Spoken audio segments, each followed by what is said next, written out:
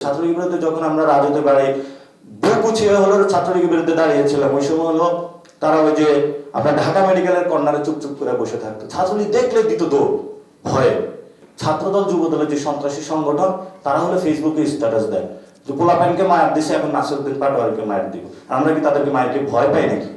তো অর্থনৈতিক অলরেডিও আমাদের যে জায়গায় গিয়েছে, এই জায়গা থেকে আমরা কিভাবে রিকভার করবো? আমাদের ইয়াং জেনারেশনের ঘাড়ে বড় ধরনের একটা বোঝা তারা দিয়ে যাচ্ছে।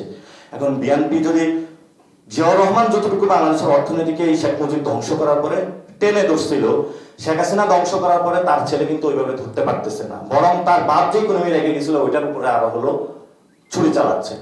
তাহলে জিয়াউর রহমানও ইকোনমিক কিছু প্রস্তাবনা দিয়ে গিয়েছিল। আপনি যদি তার সন্তান হয়ে থাকেন, বাপের অনুসরণ করেন, আপনি উল্টা কথা হাঁটেন কেন? তা আমরা যদি এই কোশ্চেন গুলা করি, ছাত্রদল যুবদলের যে সন্ত্রাসী সংগঠন তারা হলো ফেসবুকে স্ট্যাটাস দেয় যে পোলাপাইনকে মায়ের দিছে, এখন নাসিরউদ্দিন পাটোয়ারিকে মায়ের দিব। আমরা কি তাদেরকে মায়েরকে ভয় পাই নাকি? এইসব অসভ্য জঙ্গলি কায়দা, এইসব সংস্কৃতি আমরা অনেক আগে দেখে এসেছিলাম।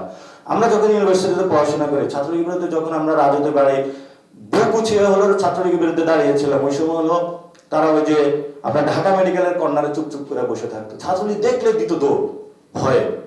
তারপরে জিজ্ঞেস করলাম, ভাই কি করেন? বলো কারণ বাজারে মাছ ব্যবসায়ী করে। আপনি বললাম পড়াশোনা করেন না? বললাম আমি ছাত্র দল করি। তো ওদের সব সংস্কৃতি গুলো আমরা জানি। এই লিডারশিপ তো আবার যারা গিয়েছে, এই যে এনি সাহেব সংসদে যে কি কথাগুলো বলতেছেন, যারা ছাত্র দলের লিডারশিপ দিয়েছে, আমরা তো লিডারশিপ মন্ত্রী হয়েছে, তো আমরা তাদেরকে তো দেখতে পাচ্ছি তারা কি করতেছে। তো যদি দেশকে এই অবস্থায় নিয়ে যান, এটা তো শুধু এনসিপির সংকট না, অথবা 11 দলীয় জোটের সংকট না, এটা তো দেশের সংকট। এই জন্য দেশে যারা ইকোনমিস্ট আছে, এই যে সিপিডি বড় বড় এতদিন কথা বলেছে, এখন তাদের গলা এত ছোট হয়ে গিয়েছে কেন? এত বড় আমরা ইকোনমিস্ট দেখলাম, বাংলাদেশ নিয়ে চিন্তক দেখলাম, এই যে জ্বালানি নিয়ে হলো প্রতিদিন হলো আর্টিকেল লেখে, এখন জ্বালানি আর্টিকেল যারা লেখে তারা কই? তাদেরকে তো আমরা দেখতে পাচ্ছি না। তারা কি পয়সা পায় গর্তে লুকাইছে, নাকি হলো লজ্জা শরমে গর্তে লুকাইছে? এখন আমাদের উপরে কতটুকু রেসপন্সিবিলিটি আপনারা বাইন্ডিং দিয়ে যাচ্ছেন, আমরা কতটুকু নিতে পারবো সেটা তো আমাদের বুঝতে হবে। এতটুকু যদি আপনারা আমাদের উপরে চাপায় দেন, এতটুকু তো আমরা নিতে পারবো না। আপনার শ্রীলঙ্কা একটা ব্যাংকরাপ্ট কান্ট্রি করে চলে গেছে, তাদের ইয়াং জেনারেশন এখনো ফাইট করতেছে লড়াই করার জন্য। এই যে নেপালে ইয়াং জেনারেশনরা এসে ফাইট করতেছে, কতটুকু ঠিক করতে পারবে? তারা বিভিন্ন জায়গায় যাচ্ছে, লোন পাচ্ছে না। আমাদের এই এই পরিস্থিতিতে যদি আপনারা রেখে দেন, এখন আমরা যে কথা বলবো, বিএনপিকে কথা বলে সে তো কথা শুনে না, চুপ করে থাকে, কিছু বলে না, মুখ বন্ধ করে থাকে। সে সারা দিন রাত হলো অনলাইনে মিটিং করছে না, আমরা তার কথা দেখি নাই, এখন সে কোনো কোশ্চেনের উত্তর দিতে পারে না। তাহলে আমরা কার কাছে কথা বলবো, কে শুনবে? এই জন্য হলো কথা না শুনলে ওই পার্লামেন্ট থেকে অথবা বিভিন্ন জায়গায় আমরা ডেমোক্রেটিক প্রক্রিয়া হবে তাদেরকে বিদায় করতে বাধ্য হবো। কারণ এটা আমাদের সংকট না, এটা এনসিপি সংকট না, এটা আমাদের সবাইদের সংকট। এই সংকট থেকে আমাদের উত্তর পাইতে হবে। আপনারা এসেছেন, আমরা আলোচনাগুলো আরো চালিয়ে নিতে চাই। আমাদের সদস্য সচিব আপনাদেরকে দিক নির্দেশনা দিবে এবং বাংলাদেশের ভবিষ্যতে আমরা কি নিয়ে আসতে চাই সেগুলো বলবে। আপনারা আমাদের সাথে থাকবেন। একটা রিকোয়েস্ট, বাংলাদেশে আমরা নতুন জায়গায় নিয়ে দিতে চাই। সবাই বিপদে আছে, শুধু আমরা না, আপনারাও বিপদে আছেন, যারা খেটে খায় তারাও বিপদে আছে, কেউ যে খুব শান্তিতে আছে তা না। এবং বিএনপির অনেক ব্যবসায়ী বিপদে আছে।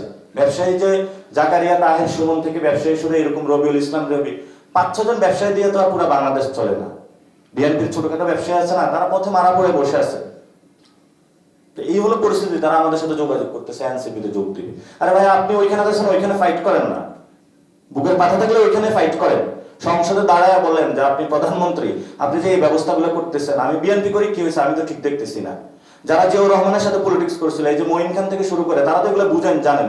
ও দাঁড়ায় বলো, গে বাচ্চা, তুমি তো তোমার হলো বাপের পথ থেকে বিপথে যাচ্ছ, অন্য পথে যাচ্ছ, তুমি ঠিক পথে আসো, তাকে ঠিক পথে নিয়ে আসতে হবে।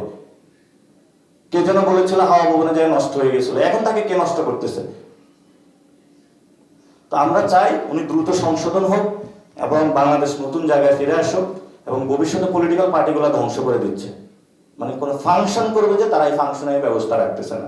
তাহলে আমাদের বাংলাদেশের অর্থনীতি সংস্কৃতি শেষ, অর্থনীতিও শেষ, রাজনীতিও শেষ, তারপরে এই দেশও শেষ হয়ে যাবে। আল্লাহ আমাদেরকে রক্ষা করুন, যাতে আমরা এই দেশের জন্য লড়ে যেতে পারি। আল্লাহ ভরসা, সবাই আপনারা দোয়া করবেন। আসসালামু আলাইকুম।